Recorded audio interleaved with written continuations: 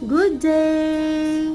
Ayan, short real talk po tayo, mga best. Ayan, sa mga kapitbahay ko nga po, nawala nang ginawa kung hindi bantayan ang buhay ko.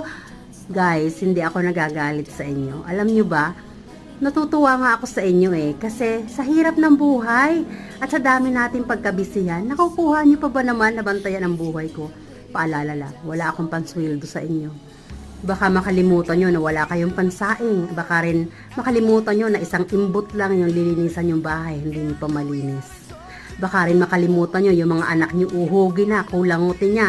Hindi nyo man lang malinis. Kachichismis nyo, kababantay nyo ng buhay ko. Alam nyo guys, hindi ako naawa sa inyo.